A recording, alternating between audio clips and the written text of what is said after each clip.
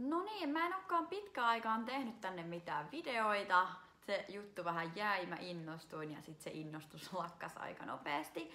Mut katsotaan, jos nyt mä saisin uudestaan vähän aloitettua tätä videoiden tekemistä.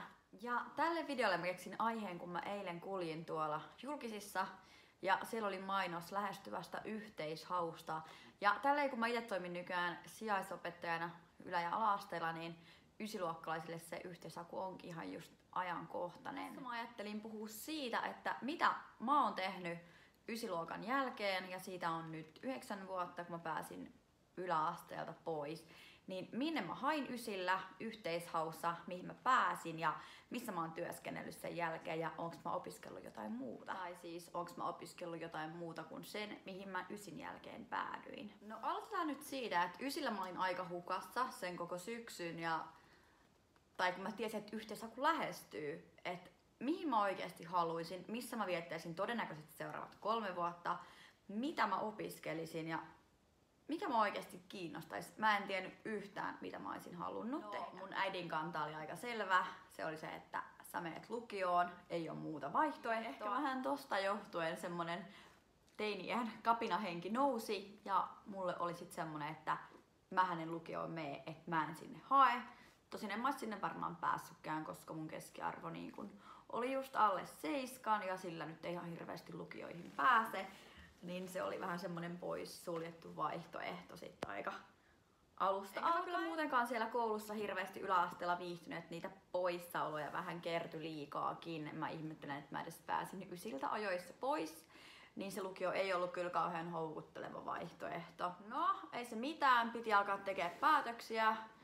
Siinä syksyn aikana vähän keskusteltiin Opon kanssa, että mikä kiinnostaisi ja mikä voisi olla semmonen ja mihin sit pääsis. En halunnut jäädä kuitenkaan tyhjän päälle.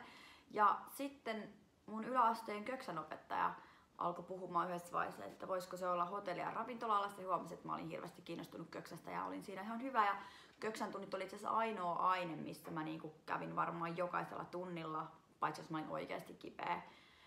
Niin se oli semmonen, mitä mä olisin kuvitellut, että mä jaksaisin sitten ysin jälkeen ne 3 vuotta käydä ja saisin sitten jotkut paperit sieltä koulusta. Sitten piti alkaa miettiä, että mitkä koulut nois, mihin kouluihin, mihin oppilaitoksiin hakisin, kun oli päätetty, että se on toi hotelli- ja ravintola-ala, niin sit piti miettiä, että mihin kouluun. Okei, no mulla nousi Perho, Vantaan ammattiopisto Varia ja Helsingin ammattiopisto.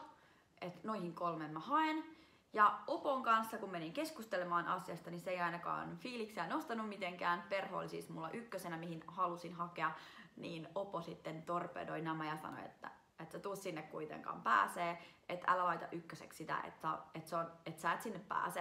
Että jos sä haluat olla varma, että sä pääset kouluun, niin sä haet tonne Vantaan ammattiopistoon. Okei, uskoin sitä. Tehtiin niin. Mä hain sinne Vantaan ammattiopistoon ykköseksi, 2. Perhoon ja 3. sitten tonne Stadin ammattiopistoon. Ja kevät tuli kutsut pääsykokeisiin Perhoon, menin sinne, vedin hyvin ne kokeet, mutta olin jo ihan sillä lailla, okei, en mä tonne pääse. Opo sanoi, että mä en sinne pääse. Ja se oli vähän sillä lailla taputeltua, että mä menen sit sinne Vantaan ammattiopistoon ja hoidan siellä opiskelut. Okei, sitten tuli päivä kesälomalla, kun tuli että mihin sä oot päässyt. Ja voin sanoa, että ärsytti ihan suunnattoman paljon, kun mä luin sieltä, että mun pisteet olisi riittänyt sinne Perhoon, jos mä oisin hakenut sinne ykkösenä. Mutta koska mä pääsin mun ykköshakutoiveeseen eli Vantaan ammattiopistoon, niin siinä meni mun mahdollisuudet sinne Perhoon. Mä ihan soitin sinne, että onko tää oikeasti totta, että mä en pääse sinne. Ja joo, niin se oli. Okei, no niin, matka jatkui syksyllä sitten sinne Vantaan ammattiopistoon. Tietysti vähän harmistuneena, mutta toisaalta mä nautin siitä, että se oli kotia lähellä ja oli suunnattomasti lyhyempi matka kouluun. Mut kyllä se ihan oikeasti harmitti silloin tosi paljon, että sen takia, että en uskonut siihen, että voisin oikeasti päästä sinne, niin laitoinkin sen Perhoon 2. ja sitten se meni vähän niin kuin siinä. Okei, kun se koulu sit alkoi, piti nopeasti valita, haluatko suuntautua kokiksi vai tarjoilijaksi. Valitsin kokkipuolen itselleni ja oonkin ollut itse asiassa siihen aina tähän asti ihan tyytyväinen, että tein silloin kyllä ihan oikein valinnan itselleni. Ja sen opiskelun ohessa sitten tuli tietenkin käytyä työharjoitteluissa, tai opiskelussa tuli käytyä työharjoitteluissa, ja niiden jälkeen opiskelujen ohella sitten tein ravintoloissa töitä. Että olin kokkina. Ja sitten oon tehnyt myös ihan tarjoilijana kuitenkin. Siinä oli myös pakollisia tarjoilijan opintoja, niin nekin hommat kyllä sujuu. Ja niitä tein sitten opiskelujen ohella ja pari vuotta valmistumisen jälkeen. Tein ravintola-alan duuneja, kunnes mä olin ihan sillä, että tää ei ole mun juttu. Et en tykännyt tehdä niinku vuorotyötä, en tykännyt sitä, että oli myös viikonloppuisin töitä ja se ei sit ollut mun juttu. Joo, sitten oli aika miettiä jotain muuta ja koska ei ollut mitään kouluihin hakuja sillä hetkellä, niin mä selasin vaan muistaakseni Mollin sivuja ja sit sieltä tuli, että okei, lentokentälle turvatarkastajaksi. No, mä hain sinne, pääsin sinne, tein puoli vuotta niitä töitä. Ja vaikka tiesin jo ravintola-alalla, kun olin, että en tykkää vuorotöistä, niin kävin sit kokeilemassa ihan kolmivuorotyötä. Siinä oli ihan aamu, iltaa, yötä ja työvuorot alkoikin sitten. Saattoi alkaa 3 aikoihin, saattoi alkaa 4 aikoihin ja siellä oli välissä semmoisia hypäreitä ja muuta ja tietenkin viikonloput kanssa. Niin puoli vuotta mä sitä jaksoin, että kävin sen kokeilemassa ja sit mietin, että okei, mun täytyy taas keksiä jotain uutta. Sitten keväällä kun lopetin siellä kentällä, niin olikin taas yhteishakujen aika. Ja mä selailin vähän, että no mistä mä nyt lähtisin, että mitäs mä lähtisin opiskelemaan. Että lapset ja nuoret kiinnostaa. Ja sit selaillessani noita kouluja, niin Järvenpään seurakuntaopisto hyppäsi sieltä silmille. Ja päätinkin hakea mun siskon kanssa lastenohjaajan peruskoulutukseen. Ja pääsin sit sinne sisälle, että laitoin hakemuksen, kävin kokeissa, siinä oli haastatteluja kirjalliset ja sitten kävi niin, että mä pääsinkin sinne ja olin sitten syksyllä siellä. Tossa lastenohjaajan peruskoulutuksen perustutkinnossa oli siis 2 vuotta opiskeluaika, josta jaksoin käydä puolet, eli kävin vuoden koulussa, kun totesin, että ei tää päiväkotimaailma ole ihan sitä, mitä haluan tehdä, joten se koulu jäi sitten siihen. Kävin siis vuoden sitä, kunnes totesin, että ei, tää ei ole mun juttu tämäkään. Ja taas oltiin vähän tyhjän päällä, että mitä mä haluaisin tehdä.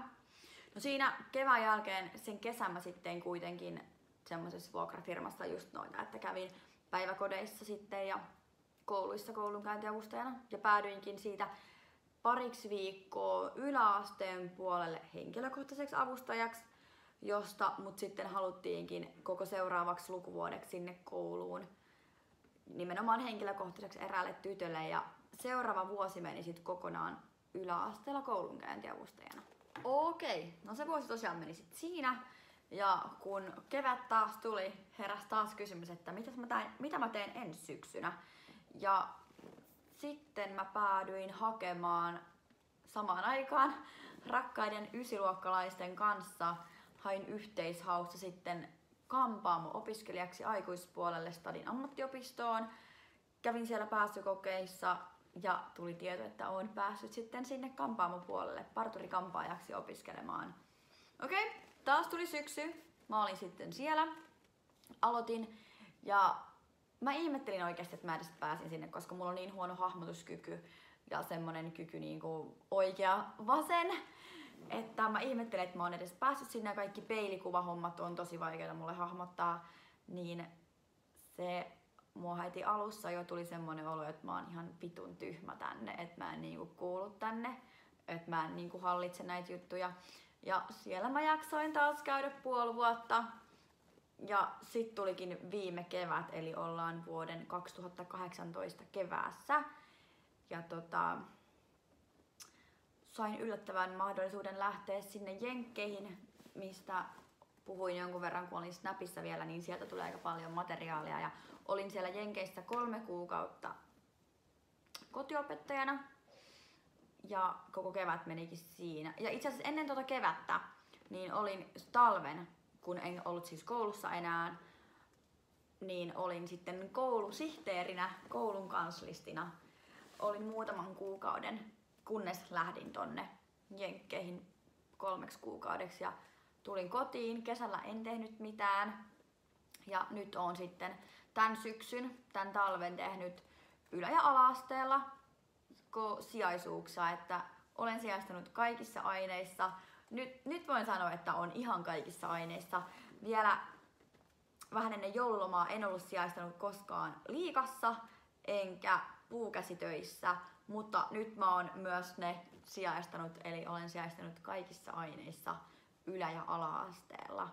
Ja nyt kevään suunnitelmiin, mä vähän alkaa nyt jo jännittää, kun täytyisi keväällä hakea Helsingin yliopistoon ja mä haen kotitalouden opettajaksi. Niitä tunteja on ihan hirveästi tykännyt pitää ja kuitenkin mä tykkään nuorista ihan hirveästi, mä tykkään siitä ruoanlaitosta, niin mä oon päätynyt, että ehkä toi voisi olla se mun juttu ja sinne mä oikeasti haluan. Opettaja on aina ollut jossain määrin mun haaveena, mutta ei alkuopetus, koska niiden kanssa pitää olla ihan eri lailla läsnä tuommoisten ykkös-, kakkos-, kolmosluokkalaisten. Ja yläastemaailma tuntuu mulle helpommalta ja jotenkin semmoiselta omalta jutulta. Vaikka tykkään ihan hirveästi olla myös ala-astelaisten kanssa, niin kuitenkin jos mä mietin pidemmän päälle, että mitä mä haluaisin tehdä oikeasti pitkään, mitä mä jaksaisin, niin se on sitten taas yläasteen puolella se juttu. Ja semmoiset suunnitelmat mulla on nyt, eli haen ekaa kertaa keväällä Helsingin yliopistoon.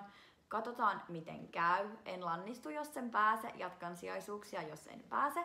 Ja haen sitten taas vuoden päästä uudestaan. Mutta yritän kuitenkin parhaani nyt sitten keväällä. Ja keväästä tuleekin sitten lukemisen täyteinen kevät. Katsotaan miten käy. Mutta tossa oli aika paljon, olen tehnyt eri juttuja ja kokeiluja. Sitä kautta sillä on tosi hyvä, mä tiedän, että mitä mä haluan tehdä ja mitä mä en ainakaan halua tehdä. Niin oon kyllä iloinen ja ilman noita kaikkia mun valintoja, mä en välttämättä olisi nyt tässä. Niin oon kyllä super iloinen myös, miten mun elämä on mennyt ja mihin kaikkeen mä oon päätynyt ja mitä mä oon saanut kokeilla.